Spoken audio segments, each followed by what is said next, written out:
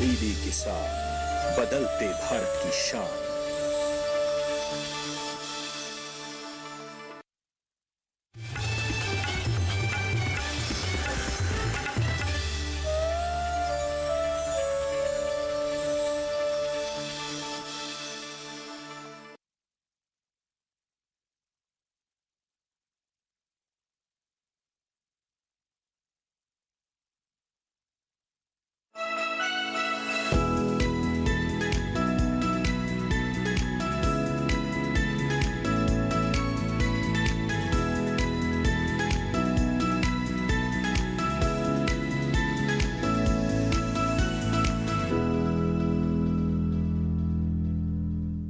नमस्कार किसान साथियों, आप देख रहे हैं दूरदर्शन किसान। मैं हूं मोनालिसा। स्वागत करती हूं आपके अपने कार्यक्रम कृषि दर्शन में।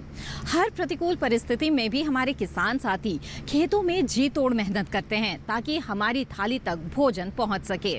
और ऐसे में किसानों को समर्पित कार्यक्रम कृषि दर्शन के जरिए हमारी यही कोशिश होती है कि लगातार हम उन तक उनके लिए जो उपयोगी जानकारियां हैं वो पहुंचा सके। तो आज इस कार्यक्रम में होंगे 3 सेगमेंट: विज्ञान और किसान, कृषि स्टार्टअप और फार्मिंग इंडिया। तो बिना देर किए आइए शुरू करते हैं आज का ये कार्यक्रम। आइए कार्यक्रम कृषि दर्शन की शुरुआत करते हैं पहले सेगमेंट विज्ञान और किसान से। कोरोना की वजह से लगे लॉकडाउन के दौरान आर्थिक गतिविधियों पर बहुत ही बुरा असर पड़ा। इस दौरान कुछ लोग निराश हो गए तो वहीं कई लोगों ने रोजगार के नए तरीके निकाल लिए। कर्नाटक के कृषि समुदाय से जुड़े लोगों ने केले के आटे से तरह तरह के व्यंजन तैयार कर लिए और ये बात प्रधानमंत्री के कानों तक भी पहुंची और 25 जुलाई को मन की बात में प्रधानमंत्री ने इसका जिक्र भी किया।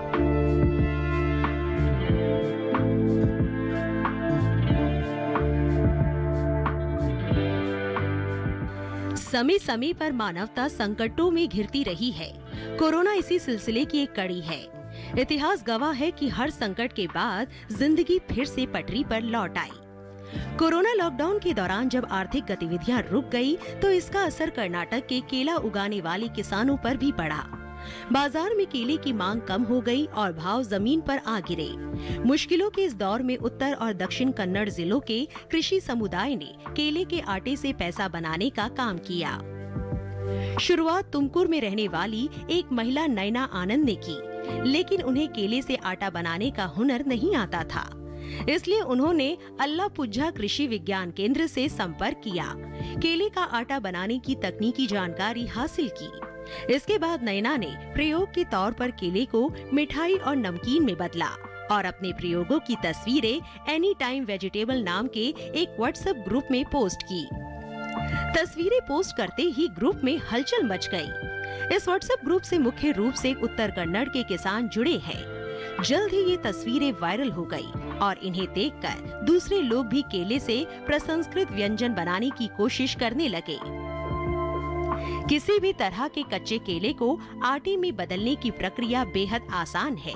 इसके लिए ना बड़े उपकरण की जरूरत है और ना बहुत ज्यादा पैसे की। एक ड्रायर चाहिए और बस। केले के व्यंजन बनाने के आइडिया ग्रुप में कई लोगों को पसंद आए और फिर इस आटे से गृहिणियों ने अलग अलग तरह के व्यंजन तैयार करने शुरू कर दिए। साथ ही इन्हें प्रचारित भी करते रहे। आदि के पत्रिका के श्री पादरे को गृहिणियों के इस काम में संभावनाएं दिखाई दी। उन्होंने वेनिला ग्रोअर्स एसोसिएशन की ओर से स्थापित केंद्र प्रसंस्करण सुविधा से संपर्क किया। ये सुविधा तीर्थहल्ली के पास कोटे गड्ढे में स्थित है। यहाँ उन्होंने गृहिणियों को केले के आटे और स्थानीय किस्मों से बने 50 किलो के प्रसंस्कृत उत्पाद बनाने के लिए राजी किया। तीर्थहल्ली के परिवारों ने इस चुनौती को स्वीकार किया और केले के आटे के साथ एक पाक उत्सव का आयोजन किया। इस तरह प्रसंस्कृत उत्पाद घरों में वितरित किए गए। तिरुचि में स्थित राष्ट्रीय केला अनुसंधान केंद्र ने इन उद्यमी महिलाओं को हर संभव सहायता की पेशकश की। इस तरह अलापुझा की एक छोटी सी चिंगारी ने कर्नाटक के दूर दराज के जिलों में कई लोगों की उद्यमी कल्पना को जगा दिया, जिससे केले के मूल्य वर्धन में एक खामोश क्रांति ने जन्म लिया। इस क्रांति के चर्चे प्रधानमंत्री नरेंद्र मोदी के कानों तक भी पहुँचे। उन्होंने 25 जुलाई वाले मन की बात कार्यक्रम में इसका जिक्र किया। पीएम ने इसे आय बढ़ाने और घरेलू स्तर पर पोषण सुरक्षा के लिए कृषि उपज के मूल्य वर्धन का एक विशिष्ट उदाहरण माना। किसान अपने खेत से अच्छा उत्पादन तभी हासिल कर सकते हैं जब वो अपने खेत की मिट्टी की जांच करवा ले और उसकी कमियों को सुधार ले। कृषि भूमि की उर्वरा शक्ति बढ़ाने के लिए सरकार निरंतर किसानों की मदद कर रही है और इसी उद्देश्य से मृदा स्वास्थ्य कार्ड योजना चलाई जा रही है। आइए आपको बताते हैं इस योजना की कुछ खास बातें।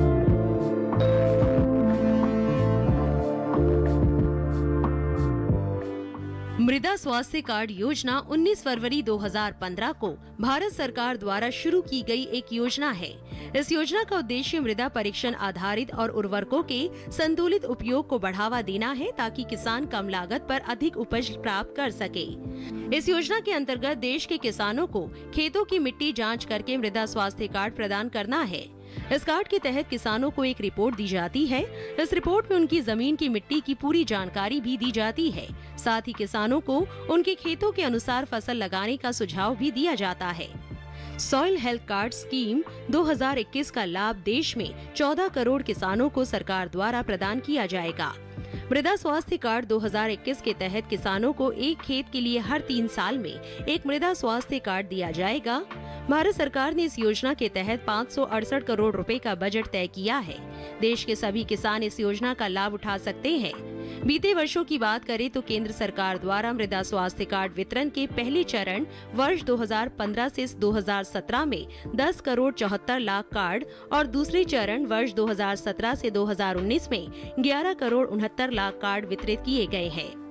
इन कार्डों की सहायता से किसान अपने खेतों की मृदा के बेहतर स्वास्थ्य और उर्वरता में सुधार के लिए पोषक तत्वों का उचित मात्रा में उपयोग करने के साथ ही मृदा की पोषक स्थिति की जानकारी प्राप्त कर रहे हैं। इस कार्ड के माध्यम से किसानों को ये भी जानकारी प्रदान की जाती है कि मिट्टी के अंदर कितनी मात्रा में क्या चीज है एवं किस फसल के लिए कितनी खाद और कौन सी खाद का उपयोग किया जाए।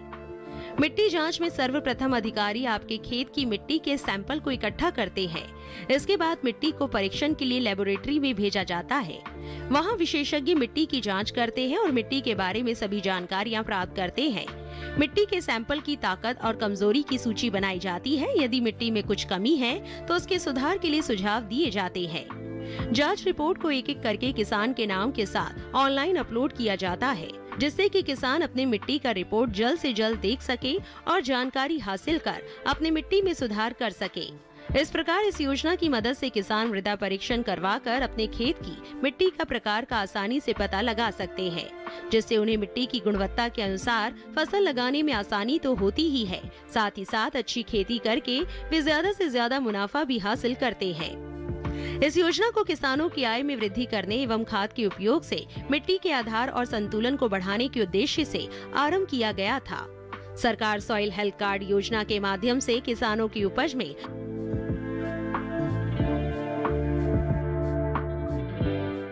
आइए कार्यक्रम कृषि दर्शन में आगे बढ़ते हैं और बता दें आपको तिलहनी फसलों की बुआई के दौरान किए जाने वाले कृषि कार्यों के बारे में।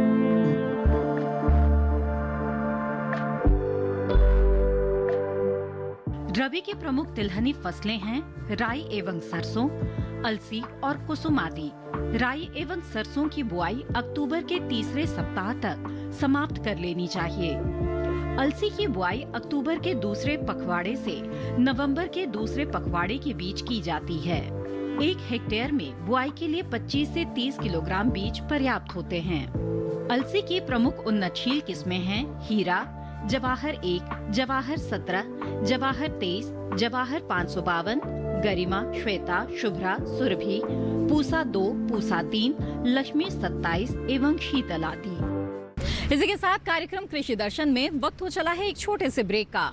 ब्रेक के बाद मिलवाएंगे एक सफल किसान से कृषि स्टार्टअप में। आप बने रहें दूरदर्शन किसान पर।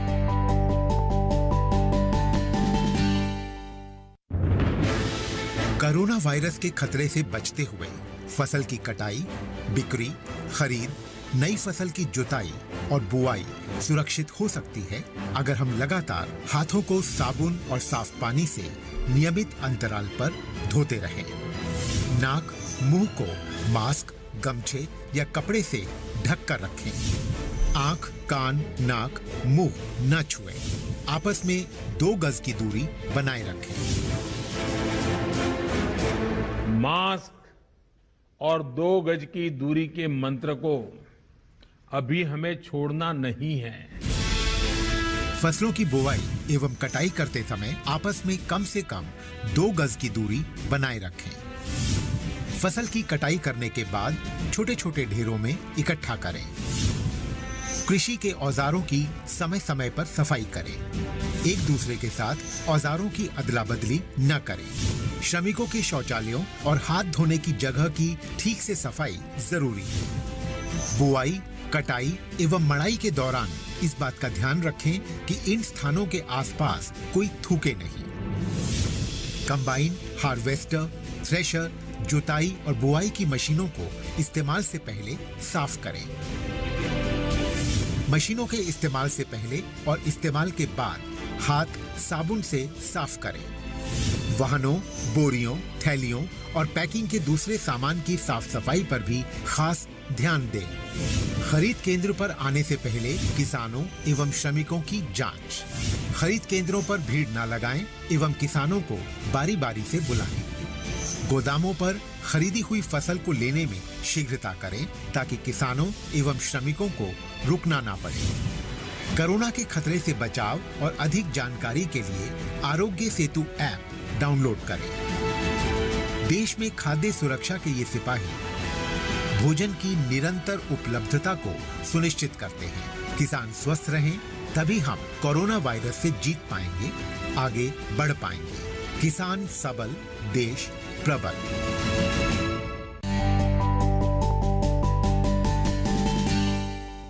ब्रेक के बाद आप सभी का फिर से स्वागत है। आप देख रहे हैं कार्यक्रम कृषि दर्शन। आइए दिखाते हैं आपको अगला सेगमेंट कृषि स्टार्टअप। मेघालय अपनी प्राकृतिक सुंदरता के साथ साथ खास मसालों और जड़ी बूटियों के लिए विश्व भर में प्रसिद्ध है। आज हम बात करेंगे मेघालय के एक ऐसे प्रगतिशील किसान से जिन्होंने जैविक विधि से काली मिर्च की खेती की और इस क्षेत्र में अपना अतुलनीय योगदान दिया। इस वजह से उन्हें भारत सरकार की ओर से पद्मश्री पुरस्कार से भी नवाजा गया है।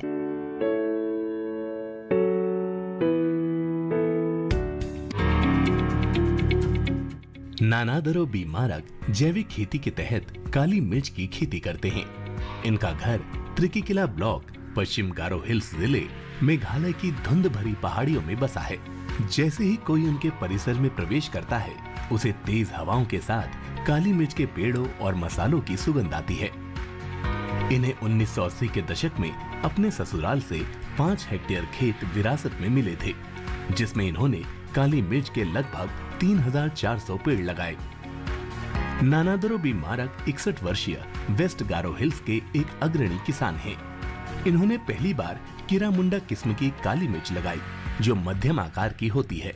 इन्होंने 10,000 रुपए की लागत से खेती शुरू की थी, जिसमें इन्होंने करीब 100 पेड़ लगाए। साथ ही इन्होंने हर गुजरते साल में पेड़ों की संख्या भी बढ़ाई। अपने क्षेत्र के किसानों के विपरीत जाकर इन्होंने खेती में हानिकारक रसायनों से फसल को बचाने की भरपूर कोशिश की और नुकसान से बचने के लिए इन्होंने पर्यावरण के अनुकूल विकल्प का चुनाव किया। शुरुआती दिनों में संसाधनों की कमी के बावजूद जंगलों और वहां की जमीन की अहमियत को समझते हुए खेती करनी शुरू की और हार न मानते हुए आगे बढ़ते गए। राज्य कृषि और बागवानी विभाग की मदद और अपने अथक प्रयासों से इन्होंने जिला के किसानों की आर्थिक स्थिति सुधारने में भी मदद की है। इनके द्वारा उपजाई गई काली मिर्च की मांग दुनिया भर से है। नानादरो मारक ने जैविक विधि से काली मिर्च की खेती कर मिसाल कायम की है। इतना ही नहीं, इन्होंने अपने बागान से 2019 में 17 लाख रुपए की लागत अर्जित करके नया मुकाम हासिल किया है। यही कारण है कि भारत सरकार ने नानादरो बी मारक की खेती के क्षेत्र में की गई कड़ी मेहनत और लगन को देखते हुए इनकी सराहना की है। साथ ही 72वें गणतंत्र दिवस समारोह के अवसर पर नानादरो बी मारक को जैविक विधि को बढ़ावा देने और देश के अन्य किसानों के लिए प्रेरणा स्रोत बनने के लिए इन्हें पद्मश्री पुरस्कार से सम्मानित करने का फैसला किया है।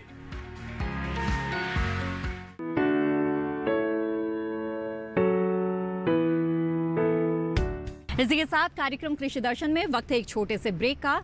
ब्रेक के बाद कृषि जगत से जुड़ी और भी गतिविधियों के बारे में आपको बताएंगे अगले सेगमेंट फार्मिंग इंडिया में। आप बने रहें दूरदर्शन किसान पर।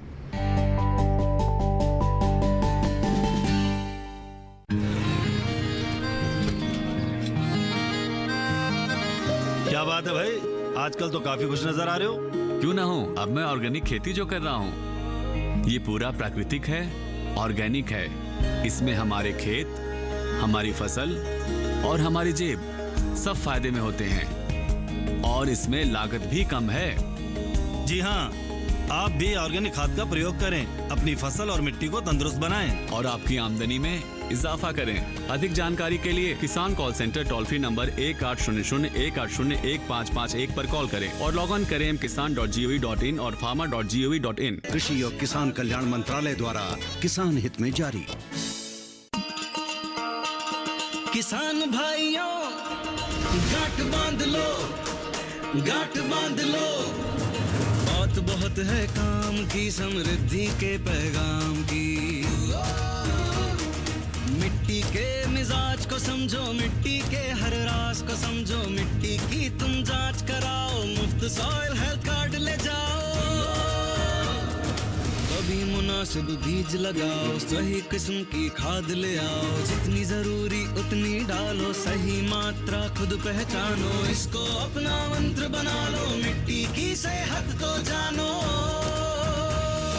बात बहुत है काम की, कम लागत अधिक वरदान की। किसान भाइयों गांठ बांध लो, आज ही मिट्टी की जांच कराएं, राज्य सरकार के कृषि अधिकारी से संपर्क करें और मुफ्त में सॉइल हेल्थ कार्ड पाएं। कृषि और किसान कल्याण मंत्रालय द्वारा किसान हित में जारी। ब्रेक के बाद आप सभी का फिर से स्वागत है। आप देख रहे हैं कार्यक्रम कृषि दर्शन। आइए दिखाते हैं आपको अगला सेगमेंट फार्मिंग इंडिया।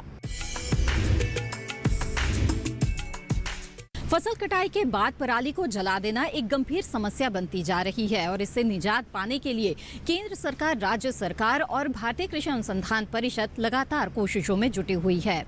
हाल ही में कृषि विज्ञान केंद्र उज्वा द्वारा दिल्ली में एक कृषि मेले का आयोजन किया गया, जिसका विषय था नवीनतम मशीनों के द्वारा फसल अवशेषों का प्रबंधन।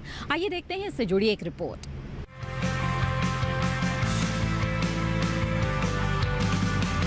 खेती किसानी के क्षेत्र में सकारात्मक बदलावों के लिए हमारी सरकार और कृषि वैज्ञानिक प्रतिबद्ध हैं। यही कारण है कि समय समय पर ऐसी नीतियां और योजनाएं लाई जा रही है जिससे किसानों के विकास को बल मिल सके। इसी बीच दिल्ली के निकटवर्ती गांव दरियापुर में फसल अवशेष प्रबंधन पर आधारित एक दिवसीय कृषि विज्ञान मेले का आयोजन किया गया। इस मेले में कृषि वैज्ञानिकों ने किसान भाइयों को फसल की कटाई के बाद खेतों में पड़े अवशेष के प्रबंधन के बारे में विशेष जानकारी दी। इस जागरूकता कार्यक्रम में कृषि वैज्ञानिकों ने कृषि मशीनरियों पर सरकार द्वारा दी जाने वाली सब्सिडी और इसके उपयोग की जानकारी दी। इस माध्यम से हम ये बताना चाहते हैं उनको कि पराली नहीं जलाना चाहिए। पराली न जलाएं उसके लिए बहुत से संसाधन है, जैसे पूसा बायो डिकम्पोजर है, उसको फसल कटाई करने के बाद उसमें उसको डाल सकते हैं। इवन हमारे पास काफ़ी मशीनरीकरण है जो कि आप यहाँ पे देख रहे हैं। फसल कटाई के बाद उसको मिट्टी में मिला सकते हैं। मल्चर भी हमारे पास, सीड ड्रिल जो होता है उसके माध्यम से उसको गेहूँ भी बो सकते हैं बिना करके। तो इसके माध्यम से जो 4 साल से भारत सरकार ने जो परियोजना चलाई 2018 से, ये चौथा साल है। 1200 करोड़ हजार रुपये से चलाया था, जिसमें पंजाब, हरियाणा, उत्तर प्रदेश और दिल्ली राजधानी क्षेत्र था।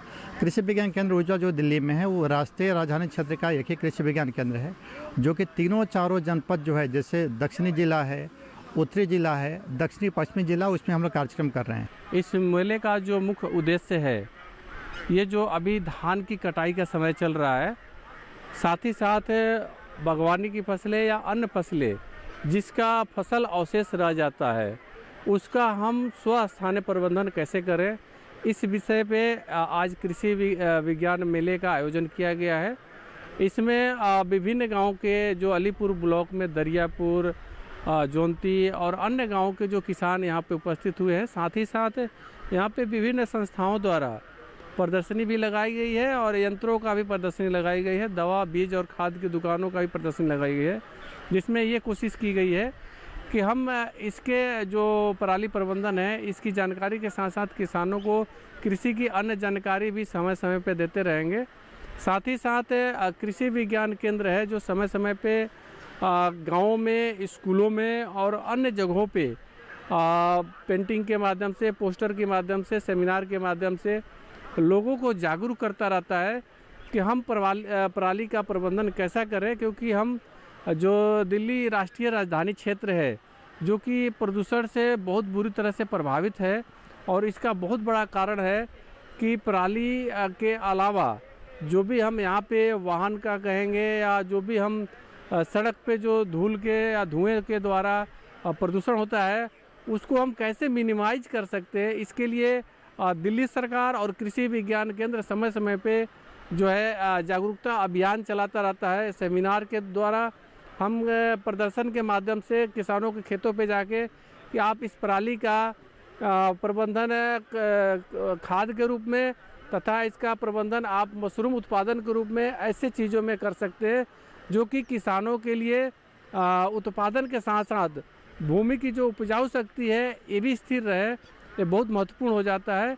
तो इससे किसानों को बहुत लाभ हो रहा है, ऐसा देखा जा रहा है। 2-3 वर्षों में लगातार हम लोग गाँव में कार्य कर रहे हैं इस दिशा में, जो कि एक लाभदायी स्वरूप पे कायम किए हुए हैं। पराली प्रबंधन भी रहता है कि उसको किस तरह से उसका ठीक से प्रबंधन किया जाए। तो एक बहुत ही अच्छी पहल है केवीके की तरफ से कि किसानों को समझाना, जैसा कि हमने अपने एड्रेस में बताया, किसान यहाँ के जो है उनको इतना नॉलेज नहीं है कि किस तरह से हमें क्या करना है और किस तरह से हमें हेल्प मिलेगी। तकनीकी चीज़ों में उनको हेल्प की ज़रूरत है, उनको जानकारी देने की ज़रूरत है। तो केवीके के माध्यम से, केवीके ही एक ऐसा एक हमारी संस्था है जो किसानों को उनकी परेशानी समझ के उनको तकनीकी सॉल्यूशन दे सकती है, जो बहुत ज़रूरी है।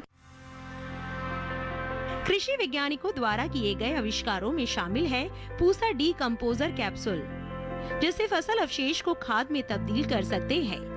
इससे मिट्टी की उर्वरता तो बढ़ती ही है, साथ ही बेकार पड़ा फसल अवशेष भी ठिकाने लग जाता है। इसके अलावा फसल अवशेष प्रबंधन वाली कृषि मशीनरियों की बात करें तो रोटावेटर और हैप्पी सीडर भी काफी मददगार है, जिससे बिना परेशानी के फसल की कटाई करके और खेत में बची पराली को इकट्ठा करके निजी कंपनियों को बेचा जा सकता है।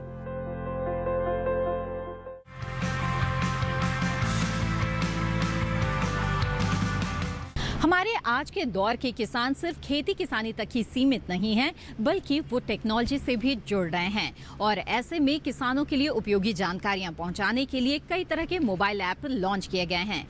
आज हम आपको बताने जा रहे हैं किसान सुविधा मोबाइल ऐप के बारे में। आइए देखते हैं क्या है इसकी खासियत। किसान सुविधा मोबाइल ऐप एक बहुआयामी मोबाइल ऐप है जो किसानों को खेती किसानी संबंधित सभी जानकारियों के साथ साथ सशक्तिकरण भी प्रदान करता है। इस ऐप के जरिए किसान अगले 5 दिनों का मौसम, विक्रेता, बाजार मूल्य, कृषि सलाह, पौध संरक्षण, RPM विधियों की जानकारी ले सकते हैं। ऐप पर मौसम की अग्रिम चेतावनी, अपनी आसपास की मंडी और देश की विभिन्न मंडियों में कृषि जिंसों के भाव भी उपलब्ध हैं।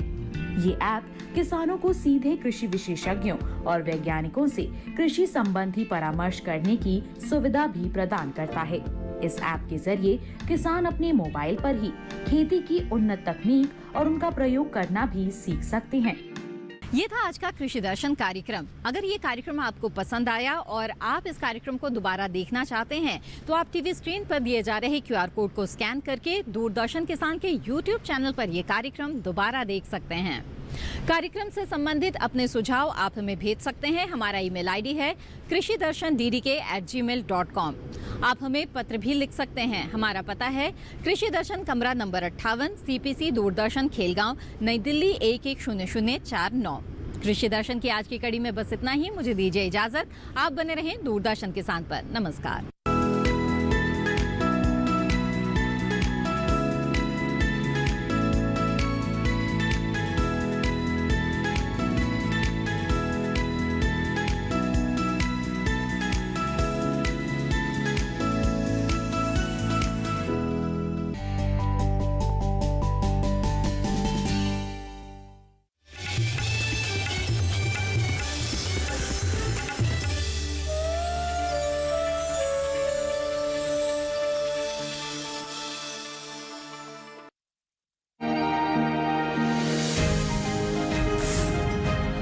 विज्ञान ने बदली किसानों की तस्वीर।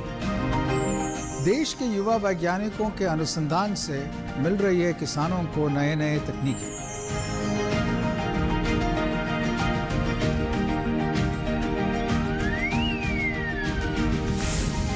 नए आविष्कारों से खेती हुई आसान।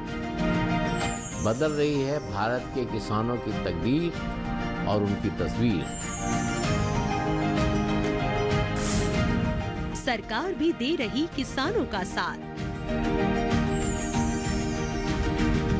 प्रधान वैज्ञानिक सलाहकार के ऑफिस के सहयोग से इफ्को और डीडी किसान ले आ रहे हैं आपको एक नया कार्यक्रम, नया भारत के नया किसान। देखिए नए भारत का नया किसान 16 अक्टूबर से हर शनिवार रात 8 बजे सिर्फ डीडी किसान पर।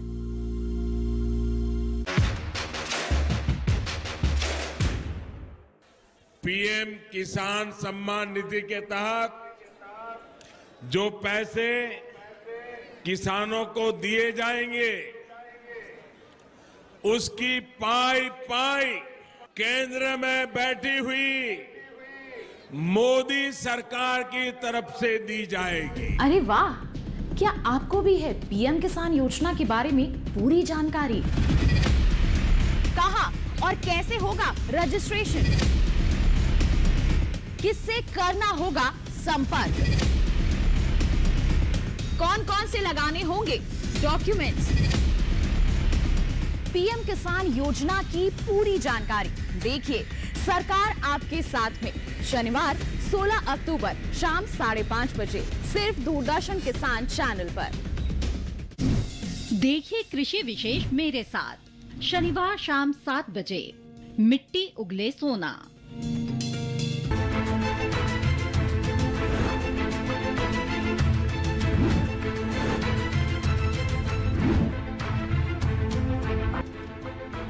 जानने के लिए देखिए हर शनिवार शाम 5:30 बजे सरकार आपके साथ सिर्फ दूरदर्शन किसान पर।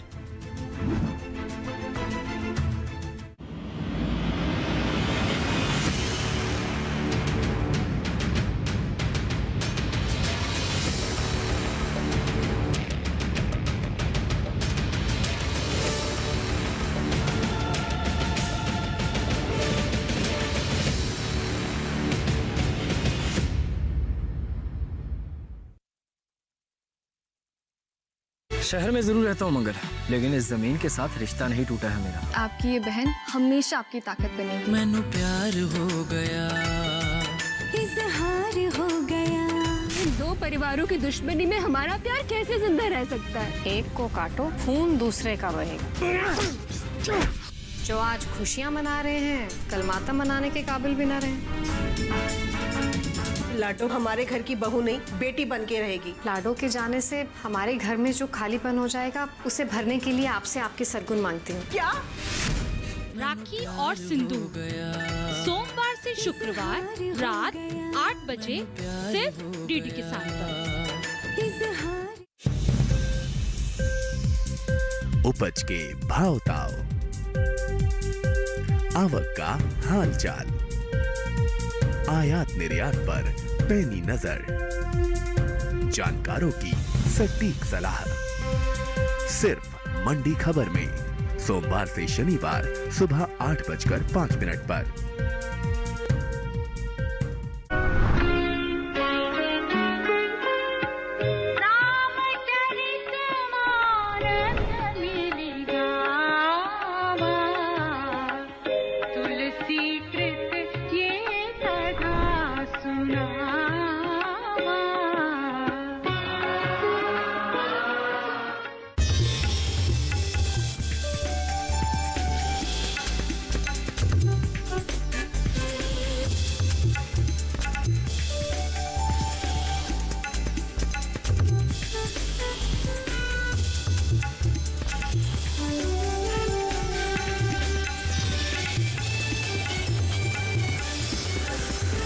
डीडी किसान, बदलते